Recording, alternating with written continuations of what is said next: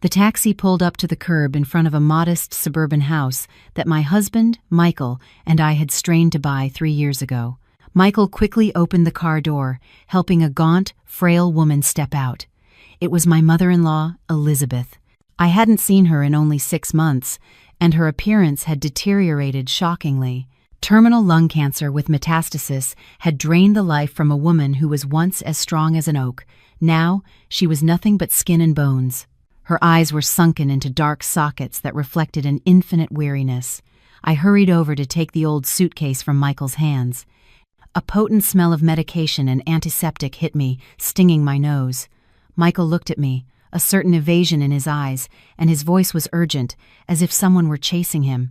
He told me to help his mother get settled in her room so she could rest. He needed to talk to me about something important right away. I escorted my mother-in-law to the small downstairs bedroom I had thoroughly cleaned the day before. Elizabeth sat on the edge of the bed. Her breathing was a heavy, wheezing gasp, like the bellows of an old forge. She took my hand. Her rough, calloused skin brushed against mine.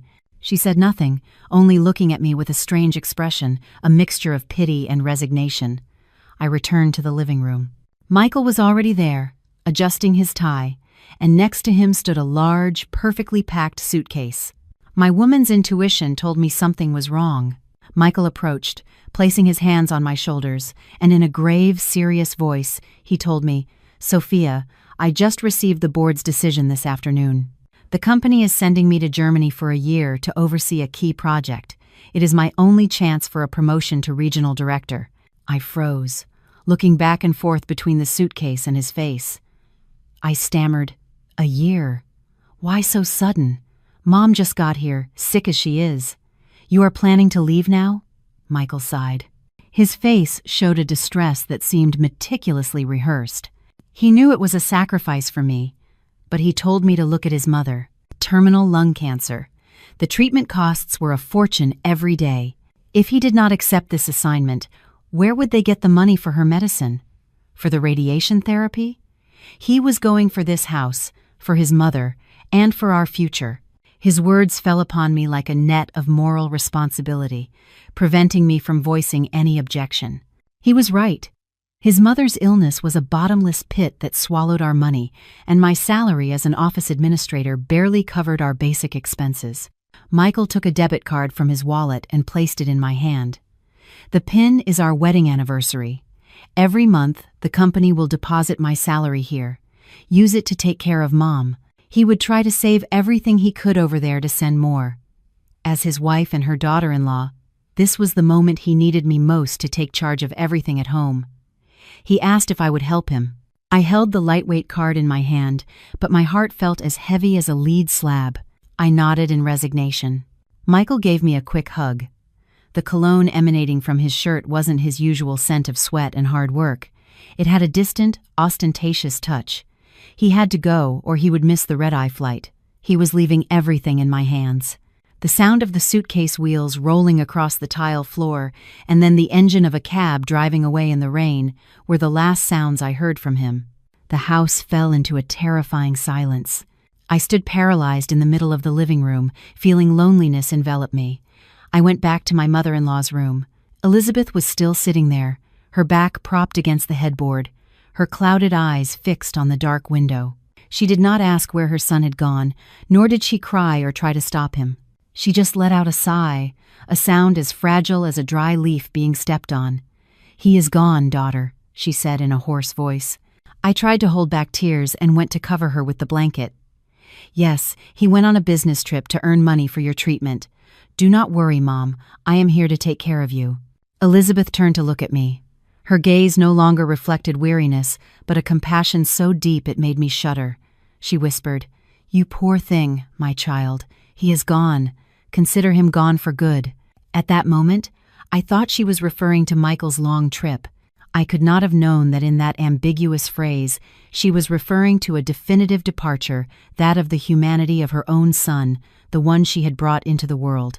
Outside, the rain continued to pour, washing away the last traces of Michael and leaving the sick old woman and me alone in that empty house.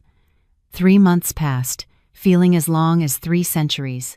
My life had been turned upside down, trapped in a relentless cycle. The office, the hospital, and the kitchen, perpetually smelling of medicine. My mother-in-law's health deteriorated faster than expected. Gut-wrenching coughing fits tormented her day and night, preventing me from getting a single full night's sleep. Every morning, I arrived at the office with dark circles under my eyes and my spirits crushed. My boss had already reprimanded me twice for being late and for my lack of focus. But what could I do when every morning I had to clean her, change her adult diapers, and feed her pureed meals before I could leave the house? The money on the card Michael left me barely amounted to $500 a month. He claimed part of his salary was being withheld for work insurance or some bureaucratic process. With $500, I could barely cover the diapers and some painkillers not covered by her insurance. All the expenses for food, bills, and daily life came from the small savings account I had been building since I was single. Every Sunday night, Michael would video call. It was a moment I both anticipated and dreaded. On the phone screen, Michael always appeared against a white wall or sometimes in the corner of a quiet coffee shop. He always complained. It was so cold there, and the work was so stressful. He had meetings late into the night. He had no time to even rest. I looked at his face on the screen, his skin rosy and his hair perfectly styled, a stark contrast to my own disheveled and gaunt appearance. I wanted to scream, to tell him about the sleepless nights patting his mother's back, the times she had vomited blood, leaving me terrified. But seeing his expression of a busy, important man, I swallowed my complaints. One night, while searching for my mother-in-law's old medical records to prepare for her next radiation session, I remembered that Michael had scanned and saved some documents on his old laptop, which he had left at home. It was a computer he rarely used, tucked away in a closet because he said it was too slow. I plugged it in, turned it on, and the screen lit up, displaying the family folders. I found the medical file and was about to email it to myself to print. But when I opened the Chrome browser, Michael's Google account was still logged in. Perhaps in the rush of his departure, or because he thought I was technologically illiterate, he had forgotten to sign out. A small notification popped up in the top right corner of the screen. Google Photos has synced 12 new photos. Out of curiosity, and also because I missed my husband, I clicked to see them. I thought they would be pictures of snow in Germany or of him with his foreign colleagues, but they were not. What I saw was the deep blue of the sea and sky, a radiant and stunning landscape. The most recent photo had been taken 2 hours ago. It showed a lavish seafood platter with a huge red lobster next to a glass of sparkling wine. The location tag read, "A 5-star resort in Miami." My heart lurched, and my hand on the mouse began to tremble. I scrolled to the next photo. It was the back of a young woman. She was wearing a bright orange bikini and lying on a lounge chair with a cocktail in her hand, posing in a way that oozed sensuality and enjoyment. Though it was only her back, I instantly recognized her light brown hair with large curls. It was Natalie, the former colleague from the marketing department whom Michael had introduced to me at the company Christmas party the previous year. At the time, he had said she was a very dynamic girl, that he considered her a little sister. I kept scrolling. Tears began to well up, blurring the images on the screen. The third photo was a shirtless selfie of Michael, wearing sunglasses, grinning from ear to ear. Behind him was an infinity pool, and the silhouette of that girl swimming. There was no Germany, no key project, no snow, no late nights working, only Miami, golden sun, blue sea, expensive seafood, and a mistress. While I was here, in this house that reeked of sickness and death, cleaning up after his dying mother, counting every penny to buy her soft food, he, the husband I trusted blindly, was using the money he claimed was being withheld to fund a lavish and debauched affair. I slammed the laptop shut. The sharp snap echoed in the silent night. The initial pain quickly gave way to a nausea that rose in my throat. I looked at my hands, the same hands that moments ago were washing a towel stained with my mother-in-law's phlegm. Now they seemed ridiculous, pathetic. My devotion, my trust, it had all been turned into a cruel joke by him. From the bedroom, my mother-in-law's cough sounded again, a guttural sound that tore at my soul. I stood up and wiped away my tears, not because I was no longer sad, but because I knew that from that moment on, I was no longer the docile, self-sacrificing wife of yesterday. A storm broke over the city at midnight, bringing an icy chill that seeped through the cracks of the poorly sealed windows. In the small room, steeped in the scent of medicine, my mother-in-law's breathing became a sharp whistle, like a dry leaf skittering across asphalt. Elizabeth had adamantly refused to go to the hospital to be put on a ventilator. She said she wanted to die at home, in her own bed, not surrounded by the cold, tangled tubes of an intensive care unit. I sat on the edge of the bed, wiping her forehead with a warm, damp cloth to dry the beads of cold sweat. The dim light from the nightstand lamp illuminated the ravaged, suffering face of a woman who had worked tirelessly her entire life. Suddenly, she opened her eyes. Her eyes, already clouded by illness, shone with a strange intensity, like an oil lamp burning brightest just before it goes out. She waved her bony hands in the air, searching for me. I took her hand. It was ice cold, all skin and bone, but she squeezed mine with incredible force. Her sharp nails dug into my skin, causing a sharp pain, but I dared not pull away. She looked at me, her lips moving, her ragged breath smelling of farewell. She whispered, her broken voice drowned out by the drumming of the rain on the roof. "Sophia, my child, Michael is a scoundrel. I know everything. I know where he is." My heart tightened. So she knew. The old woman, bedridden and seemingly detached from the world, knew the cruel truth I had just discovered. She had not said anything, not because she did not know, but because the pain was too great to put into words. Tears welled up in the wrinkles at the corners of her eyes, sliding down onto the pillow and dampening the fabric of my shirt. She struggled to sit up, pulling me closer, whispering in my ear as if she feared someone might hear, though only 2 lonely women remained in that house. "Good daughter, listen to what your mother is telling you. After you are finished with my funeral, go back to my hometown alone. Remember, go alone. Go to the old kitchen and dig under that big ceramic crock where we used to keep the pickles, in the corner. I have hidden something there for you." Her voice faded away, lost in the roar of thunder that shook the sky. The hand gripping mine suddenly went slack and fell limply to the side of the bed. Her heavy, labored breathing stopped completely. The room plunged into absolute silence, broken only by the sound of the torrential rain, as if it wanted to wash away all the suffering of a lifetime. Mom was gone. I sat there, motionless, looking at her now peaceful face. I did not scream or despair. I just felt an immense emptiness taking over my mind. The only person I had left in this house, my silent ally, was gone forever. Trembling, I picked up my phone and dialed Michael's number. 1 ring, 2 rings. By the 10th, no one answered. I called again and again. On the 5th try, he replied with a terse, cold text message. "I am in an important meeting with the German partners to close a deal. Cannot talk. How is Mom?"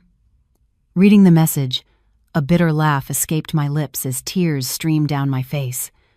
A meeting with German partners at 3 a.m., Chicago time. Or was he busy having a meeting in bed with his mistress at some luxury resort in Miami? Rage choked me. I typed each letter, my fingers trembling on the touchscreen. "Mom passed away. Come home." The message was sent, and the read receipt appeared instantly, but the only response was a prolonged silence. Outside, the rain continued to pour, cold and indifferent, like the heart of the man I called my husband. I took my mother-in-law's cold hand again and whispered, "Mom, rest in peace. I will go back to the town. I will find what you hid. I will not let your sacrifice be in vain." Michael did not come back. It was something I had expected, but when it was confirmed, I felt a cold ash in my heart. He used the excuse that the project was in a critical phase and that if he left now, he would have to pay a multi-million-dollar penalty. He promised to make it up to me later. At the funeral, my cell phone was solemnly placed next to Elizabeth's photograph. The screen showed a video call from Michael. He appeared in an immaculate black suit, his face contorted in grief, weeping dramatically through the screen. He cried out, "Mom, I am a terrible son. I could not make it back in time to see you one last time. Mother from heaven, bless me so that I may succeed and honor your memory as you deserve. The relatives and neighbors who came to offer condolences, seeing the scene, clucked their tongues in sympathy. They whispered among themselves, "Poor Michael, working so far away, he could not even come back for his own mother's burial, but at least he said his goodbyes. You can see he has a good heart. Some even came over to comfort me. Be strong and handle everything for him. He left for the good of the family." I stood there, bowing my head in thanks, but inside, I felt absolute contempt. I looked at the face distorted by fake grief on the screen and remembered the photos of him laughing by the pool with his mistress. His performance was so brilliant that if I did not know the truth, perhaps even I would have been moved. But now, those virtual tears only made me sick.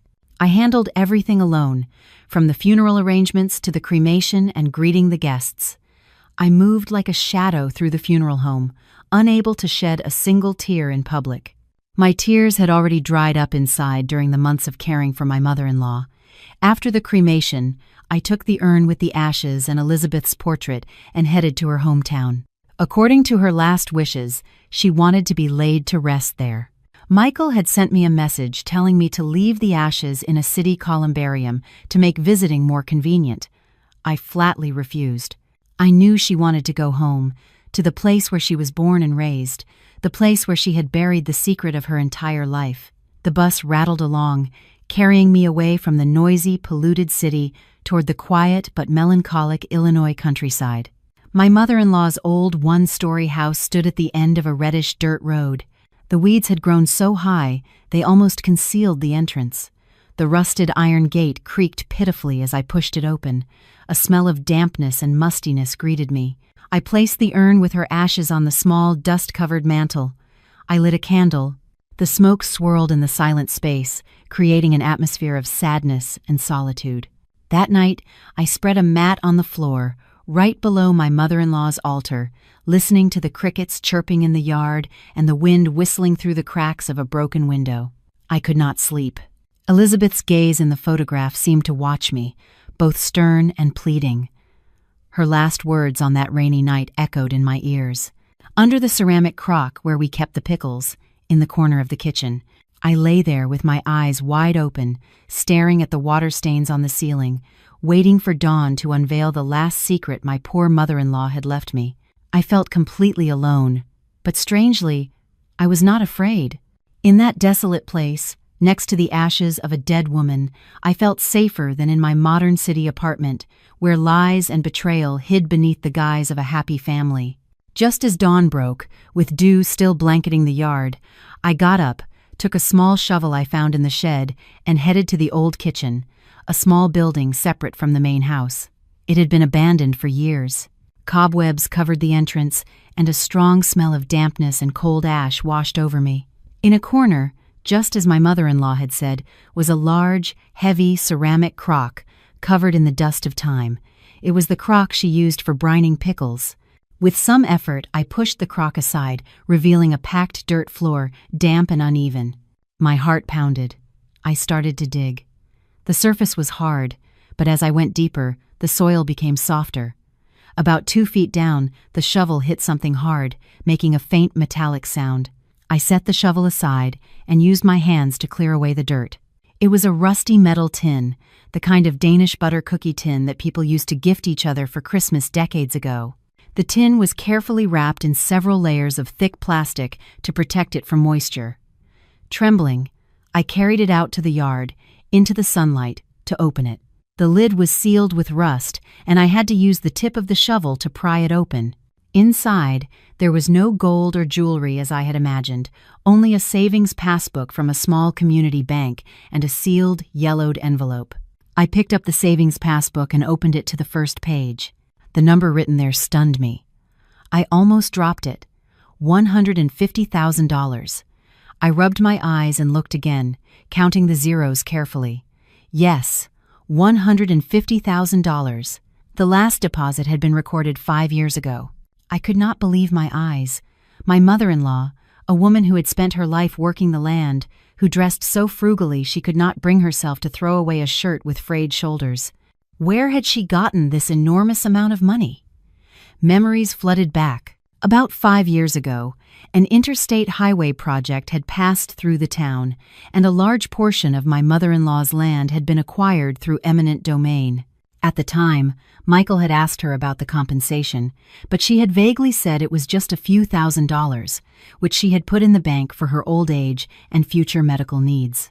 Michael had believed her, thinking the land in that small town was worthless. He never imagined that patch of dirt held so much value. Why did she hide it from Michael? Why did she live in poverty, saving every penny, even when she was gravely ill, without daring to use that money for better treatment? I looked at the passbook and then at the sealed envelope still in the tin. Perhaps the answer was in there. Elizabeth had hidden that money for 5 years without saying a word to her only son. She preferred to suffer, to endure the pain, but she refused to give that money to Michael. A profound sadness washed over me. She had seen her son's true nature long ago.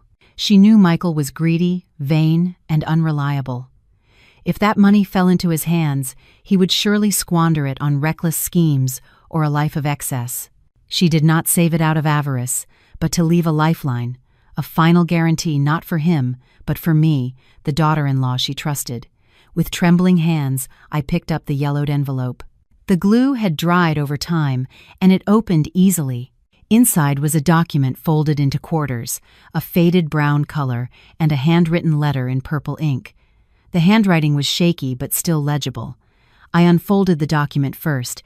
It was an adoption certificate issued by the county clerk's office in 198X. The red seal, though faded, still had enough force to deliver a mortal blow to my mind. Names of adoptive parents: Matthew Thompson, deceased, and Elizabeth Thompson. Name of adopted child: Michael Thompson. Date of birth: August 15, 198X. Reason for adoption: infant abandoned at the town clinic. The world seemed to spin around me. Michael was not my mother-in-law's biological son. He was an abandoned child whom Elizabeth had taken in and raised. This devastating secret had been buried for over 30 years, so deeply that not even Michael himself knew. I quickly opened the handwritten letter. It was a letter from Elizabeth without a specific recipient. It seemed written for her own conscience, or for Michael's biological parents, should they ever appear, to those who gave birth to Michael. I found him at the doors of the clinic on a stormy night. He was barely 3 days old, his umbilical cord still attached. He was crying inconsolably from hunger and cold. My husband and I could not have children, so we saw him as a gift from heaven and decided to name him Michael. We swore to bury this secret so he could grow up in peace like any other child, never feeling the stigma of abandonment. I have dedicated my life to loving him, to caring for him, hoping he would grow into a good man. But perhaps blood is thicker than water. The older he got, the more distant, calculating, and selfish he became. My heart aches, but I still love him because he is the only son I have. Sophia, if you are reading this, it means I am already gone. I am leaving this money to you. I know you have suffered greatly because of him. Michael is not of my blood, but you have become the daughter I value most. I do not want you to be harmed. If he treats you well, give him a part. But if he behaves like a miserable wretch, it is all yours. Consider it compensation for the youth you have wasted. My tears fell onto the fragile paper. Every word from my mother-in-law was like a knife in my heart, but at the same time, it was a balm that healed my wounds. She had prepared for everything. She had looked out for me even from beyond the grave. She left me not just money, but the truth and the power to choose.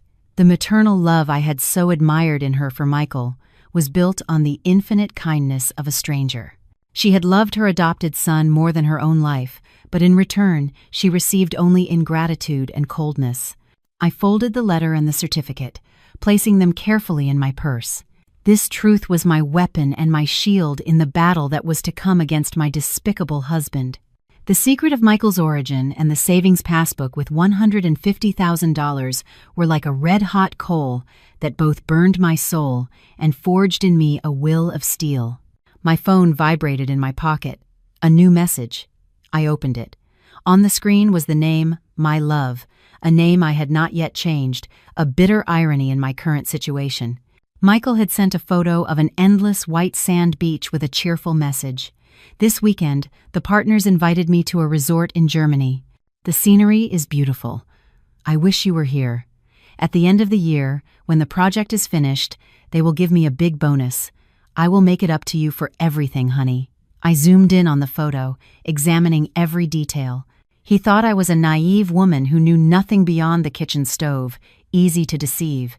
But he was wrong. In the bottom right corner of the photo, reflected in the glass of a round table, was the silhouette of Natalie, sitting with her legs crossed, holding a turquoise-colored cocktail. And in the distance, I could make out the clock tower characteristic of a famous Miami resort I had always dreamed of visiting, but which Michael always dismissed as too expensive. Germany. He was putting on a clumsy play to hide his life of luxury, built on his wife's sweat and tears.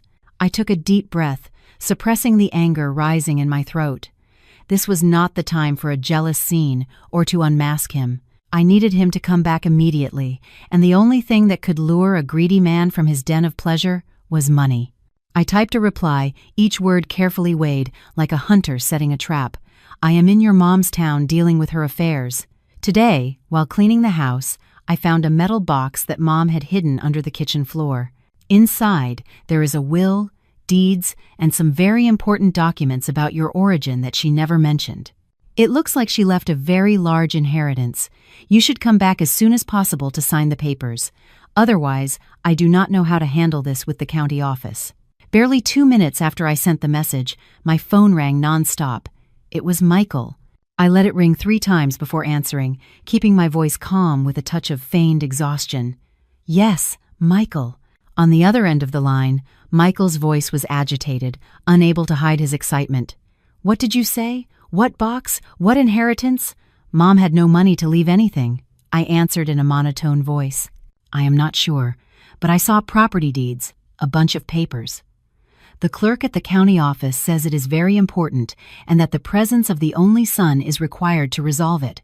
If you do not come, they will not let me touch anything. Michael was silent for a second. Then his tone changed instantly. His voice became affectionate and urgent to a point that sounded false. Okay. I will try to ask my boss for permission to come back for a few days. Do not show anything to anyone, and do not sign anything. Understood? Wait for me to get there. I hung up the phone. A cold smile formed on my lips. He had taken the bait. The scent of money and curiosity about the inheritance had triumphed over the charms of his mistress and the beaches of Miami. 2 days later, Michael appeared at the door of our suburban house. He was dragging his designer suitcase and entered with an air of exhaustion, feigning the fatigue of a long journey from Europe. In reality, he had only flown 2 hours from Miami. The moment he saw me, he did not ask how I was, nor did he bother to light a candle for his mother at the small altar I had improvised. The first question that came out of his mouth, as his eyes greedily scanned the room, was, "Where is the metal box and the papers Mom left? Show them to me now." I was sitting on the sofa, fiddling with a cup of cold tea, calmly observing the man I once called my husband. Only a few days had passed, but he still looked impeccable, with a sun-kissed tan that contrasted sharply with my own haggard and exhausted appearance after the funeral. I put the cup down on the table and pushed a thick stack of papers toward him. Michael pounced on them like a hungry beast, but as he opened them, the greedy smile on his face vanished, replaced by astonishment and disbelief. Inside, there were no deeds or wills, but a pile of hospital bills, receipts for medication, funeral expenses, and cremation costs. I had stapled them all together neatly. The total came to $22,000. Michael looked up, glaring at me. "What is this? What are you trying to pull?" I looked him straight in the eye, my voice firm. "These are all the expenses for Mom's treatment for the last 3 months and the cost of the funeral. I had to empty my savings account and borrow money from friends to cover everything. You are her only son, and the one with the good job abroad. You have to pay this amount to settle the debts. Then we can talk about the inheritance." Michael threw the bills on the table, his face flushing red. "Are you crazy? I just got here." "I have not been paid for the project yet. Where am I supposed to get that much cash right now? Besides, Mom was in a public hospital. How could it be so expensive? Medications outside the formulary, specific treatments. Did you think they were cheap? I growled, the resentment that had been building for so long about to erupt. While you were vacationing in your Germany, I had to scrape together money from everywhere so Mom could pass away in peace. You have not contributed a single cent or a single day of care, and now the first thing you ask about is the inheritance. Michael was caught. His gaze became evasive. He softened his tone, trying to reclaim his image as a responsible husband. I know you had a tough time, but we will sort out the money. The important thing now is Mom's will. I need to know what she left so I can take care of everything properly. Give me the real box. I saw through his dark soul. He had no intention of paying the debts. He just wanted to take whatever was left. His greed and indifference were now laid bare, without the cloak of respectability he used to wear. The box and the important documents are in a safe in her hometown. I stood up, brushing off my sleeves as if to remove some invisible dirt. If you want to see them, you will have to come with me. There, before Mom's spirit, we will talk things out clearly. Michael frowned, annoyed at having to travel again, but his greed won. He nodded. Fine, let's go. I need to light a candle for Mom, too. What a hypocritical thing to say. He was not going back for his mother. He was going back because he believed a treasure was hidden under the roof of that humble house. The house in the small town greeted us with a sepulchral silence. The afternoon sun cast long, uneven patches of light across the old tile floor, dust motes dancing in the air, thick with the scent of time. I led Michael to the back room, where I had placed a small safe I had just bought to store the important evidence. Michael stood behind me, his breathing shallow and anxious. I turned the combination dial. The lock clicked open. I took out the yellowed adoption certificate and my mother-in-law's handwritten letter and placed them on the wooden table in the center of the room. Look, this is what Mom wanted you to know. Michael picked up the paper. At first his expression was one of curiosity, but soon his hands began to tremble violently. His face drained of color, going from red to a deathly pale. He read the word adoptive over and over. He stammered, unable to form a coherent sentence. What? What is this? This is a joke. This paper is fake. I calmly poured a glass of water, my voice cold. It is a document with the official seal of the county clerk's office from that time. Look at it closely. Mom kept this secret for over 30 years. You are not her biological son. You are a baby who was abandoned at the clinic, and she took you in. Impossible. You are lying, Michael shouted, crumpling the paper in his hand. I am her only son. She spoiled me rotten. How could I be adopted? It is precisely because she loved you more than her own flesh and blood that she hid it from you your whole life. I looked him straight in the eye, my gaze sharp. But how did you repay her? You abandoned her on her deathbed to go party with your mistress. You let her die alone. Michael froze.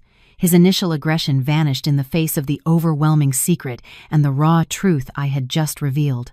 He collapsed into a chair, clutching his head, his face a mask of confusion. His pride as the only son, the authority he had always assumed to decide everything in the family, crumbled in an instant. I delivered my final blow. I took out a will I had drafted myself, based on my mother-in-law's instructions and with legal advice on inheritance rights, and placed it in front of him. Mom knew you were not her blood, and seeing your behavior, she wrote down her last wishes. This old house and the land, she leaves to me as compensation for taking care of her. As for you, I paused, watching his expression. According to the law, an adopted son has the right to inherit, but he must also assume the deceased's debts. That $22,000 debt from the hospital, plus the loan Mom took from the bank last year to fix the house, which has not been paid off yet, you will have to assume half of it. Michael's head snapped up, his forehead beaded with sweat. He was already drowning in debt from gambling and from supporting Natalie. Hearing that he had to take on more debt, he turned pale with fear. This rundown house is worthless, and you expect me to take on the debts, he shouted, as calculations of profit and loss swirled in his head. Are you trying to set me up? I am not setting you up. I am offering you a way out. I took the divorce papers, already signed by me, out of my bag. Let's get a divorce. I will keep this house and assume the entire $22,000 debt. In return, You sign the papers. We will have no more ties, no shared assets or debts. You will be free, without burdens, without the responsibility of honoring someone you share no blood with." Michael grabbed the divorce papers, examining each clause. His gaze flickered, calculation reflected in every line on his face. He was weighing his options. On one hand, a debt of over $22,000, responsibility for a deceased adoptive mother, and a townhouse he considered useless. On the other, freedom, shedding the burden that I and this family had become, so he could go off with his young, attractive mistress. He cleared his throat, trying to sound magnanimous, but he could not hide his relief. "Are you sure? You will take on the entire hospital debt and never ask me for alimony or anything else?" "I am sure," I replied, my voice firm and devoid of emotion. "I just want this house as a place to honor Mom. You go your own way." Michael smirked, the smile of someone who believes he has just shed an enormous weight. He took out a pen and signed the divorce papers. His signature was quick and decisive, as if severing 15 years of marriage without the slightest hint of nostalgia. "As you wish. If you like dealing with problems, that is on you. I have signed. From now on, we go our separate ways. What is mine, and the debts are yours too." He tossed the papers toward me with a triumphant air. "I am giving you the house. I have no interest in this godforsaken hole." "Thank you," I said, my tone strangely calm. "You can leave now, and never come back." I held the divorce papers in my hand as tears fell silently. I was not crying for the end of my marriage. I was crying for my mother-in-law. She was right. She had seen through the dark soul of her adopted son. If I had not listened to her, if I had softened and given him the passbook from the start, I would be on the street now, with nothing and drowning in debt. He, for his immediate gratification and his desire for fleeting pleasures, had lost the most fundamental values: filial love, marital respect, and a fortune he so desperately craved. I pulled another stack of papers from the outer pocket of my purse, thick and neatly stapled, and gently tossed it to Michael. "Wait, do not leave so quickly. We have one last parting gift to sort out." Michael frowned with suspicion as he picked up the documents. He opened the first page, and instantly his triumphant smile froze and shattered. They were the detailed statements for his credit card and the bank transaction history for the last 3 months. Every figure, every party destination was clearly marked in red. "Where did you get this?" Michael's voice cracked. His hands began to shake as he flipped through the pages. I answered calmly, my voice like ice. "Did you think I was a fool who only knew her way around a kitchen? While Mom was dying, you were using the credit card to buy a Hermes bag for your mistress, pay for 5-star hotels in Miami, and constantly withdraw cash from ATMs near casinos. In total, you spent and racked up debts under the guise of business expenses for over $30,000. Michael turned white. Sweat poured down his face. He tried to defend himself, trying to salvage what little dignity he had left. "So what? It is money I earned. I can spend it how I want. Besides, we were married. You are responsible for half of that debt too." "You are wrong." I cut him off, my voice like steel. "Read the 3rd clause of the divorce agreement you just signed. Both parties declare they have no shared debts. Any debt incurred in the name of one party or spent for personal purposes will be the sole responsibility of that party." Michael was stunned. He quickly pulled the agreement from his pocket to reread it. In his haste to get rid of the house debt and hospital bills, he had not bothered to read the fine print. I stepped closer to him, staring into his panic-stricken eyes. "All the money you spent on your mistress and on gambling has been proven to be for personal purposes, not for the family's needs." I consulted with a lawyer. "Now, not only have you lost the inheritance, but you will have to carry a debt of over $30,000 all by yourself. Congratulations. You have the freedom you wanted so badly." Michael stood motionless. The paper in his hand fell to the floor. He opened his mouth to say something, but no words came out. The trap his own greed and arrogance had set had snapped shut on him, trapping him in a brutal reality he had never foreseen. 2 days later, after the divorce was finalized, I received a call from an unknown number. On the other end, a shaky, hesitant female voice, very different from the arrogant tone in the photos I had seen. It was Natalie, Michael's mistress.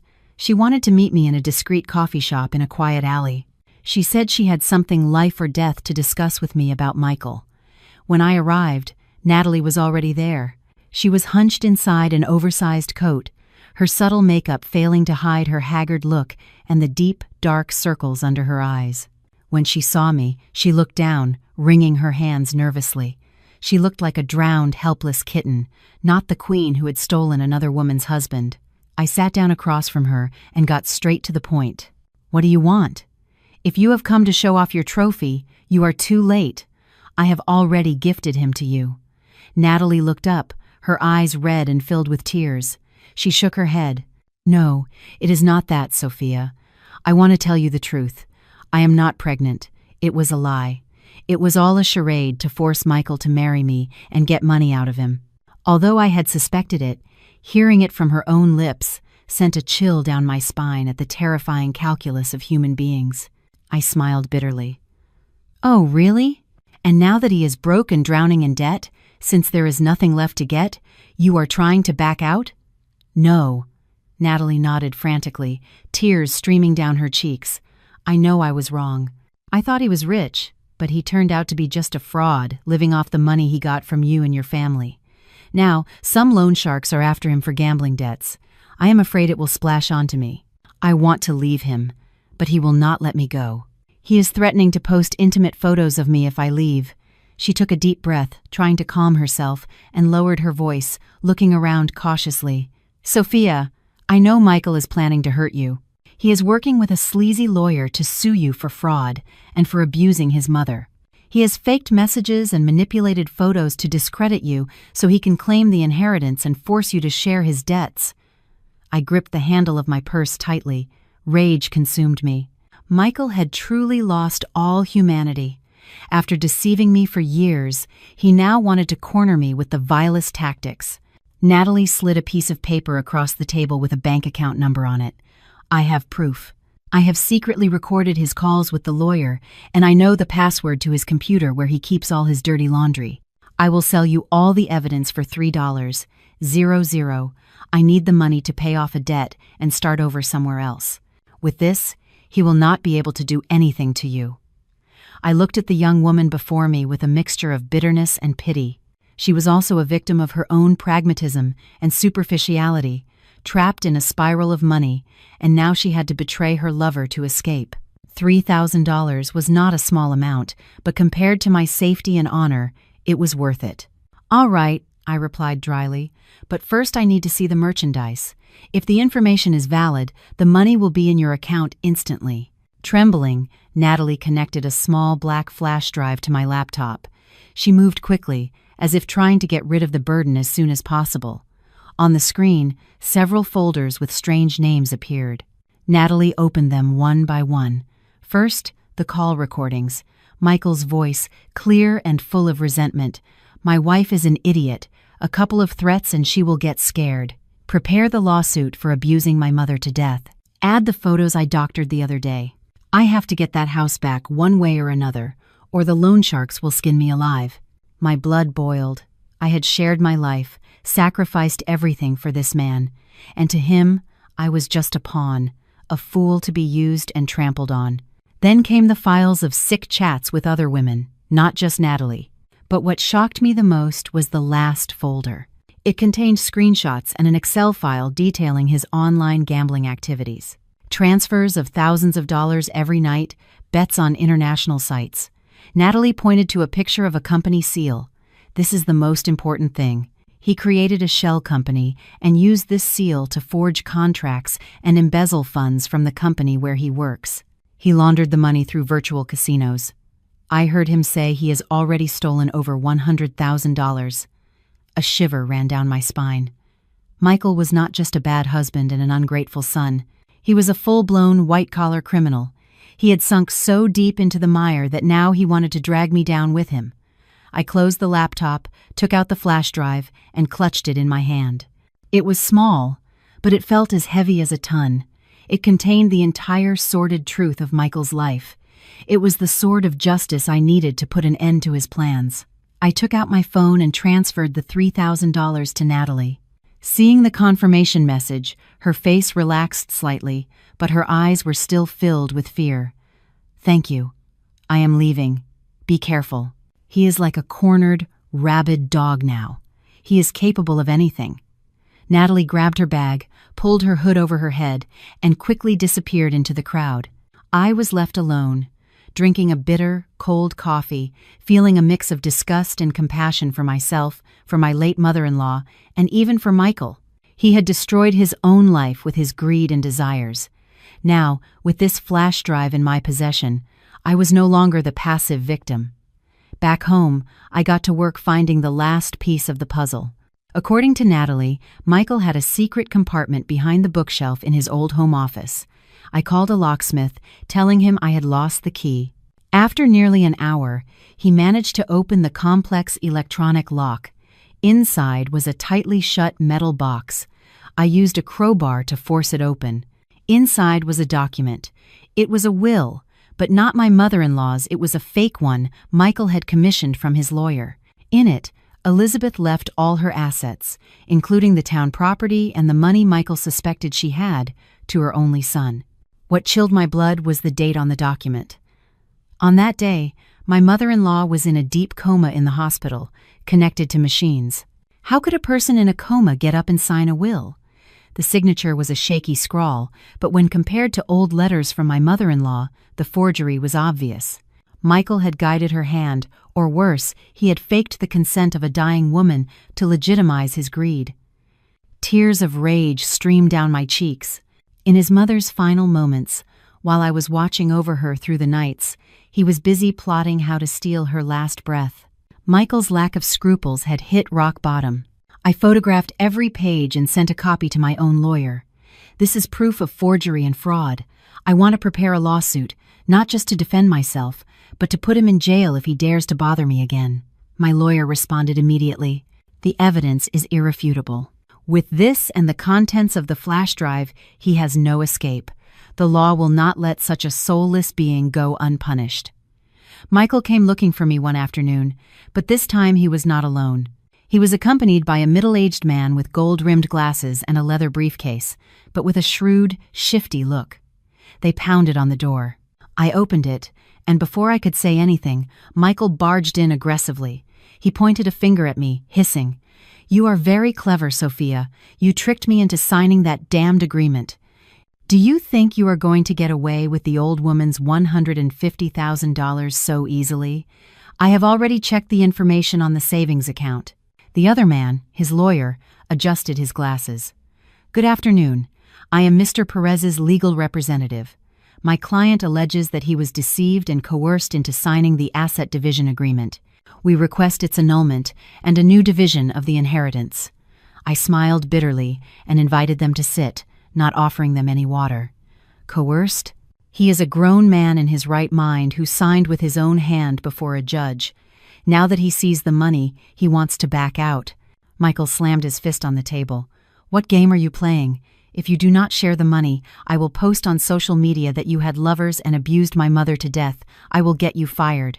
I will make it so you can never get back on your feet." He started showing me screenshots of manipulated messages, where innocent conversations with coworkers were twisted into innuendos, and my complaints of exhaustion were turned into curses, wishing for his mother's death. Michael's depravity surpassed my imagination. I no longer felt anger, just a deep disgust. The man I had shared my life with was a demon willing to trample on his ex-wife's honor and his mother's memory for money. Silently, I activated the recorder I had prepared under the table. I let him talk, let him spew all his garbage so he could tie the noose around his own neck. When he was finished, I went to my room and got the laptop and all the documents I had gathered. I placed the small flash drive on the glass table.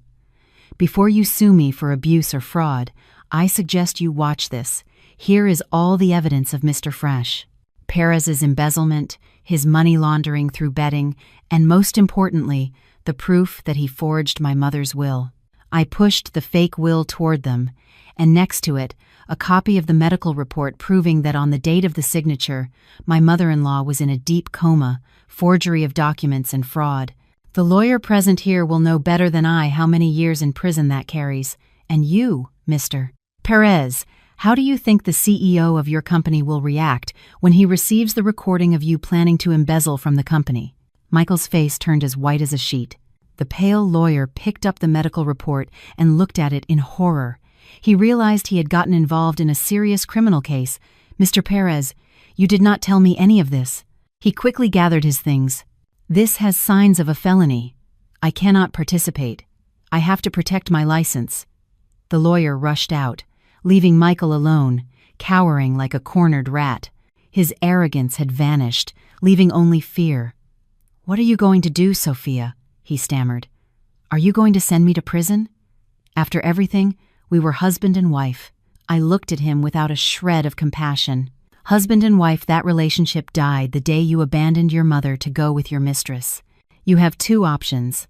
Either you disappear from my life forever and never open your mouth again, or I send all of this to the police right now. Michael staggered to his feet. He knew if I spoke, his life was over. He would not only lose his job and reputation, but prison was waiting for him. He headed for the door, defeated. But before he left, I decided to give him one last gift, a truth that would destroy his last hope. Oh, one more thing. Do you dream of a house and kids with your mistress, Natalie? Let me tell you, the pregnancy was fake. She was never pregnant. Michael stopped dead, turning with wild eyes. What are you saying? You are making it up to separate us. Why would I make anything up about a broke man like you? I shrugged. She was the one who came to me. She sold me all this evidence to get money to run away from you. She said since you have nothing left, she had to escape as soon as possible. Michael was petrified. The news was like a punch to the gut. He had lost everything for that woman: mother, wife, money, honor, and now even an imaginary child and the mistress he was supporting. He let out a cry of pain, clutching his head. His desperate scream echoed down the hallway.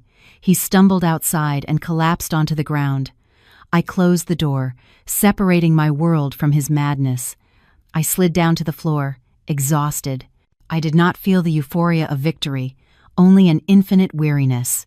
I had won the legal battle, but the price was scars on my soul and a broken faith in people. Outside, night was falling, but I knew the sun would rise tomorrow.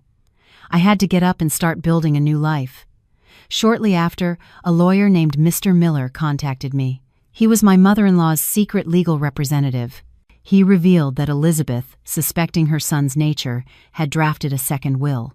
In addition to what I already knew, she owned a priceless ground-floor apartment on the Upper West Side of Manhattan, inherited from her parents. Its value exceeded $500,000. The will stipulated that the apartment would be exclusively mine if Michael proved to be a bad son or if we divorced due to his fault. Elizabeth had foreseen my vulnerability and had left me this protective shield.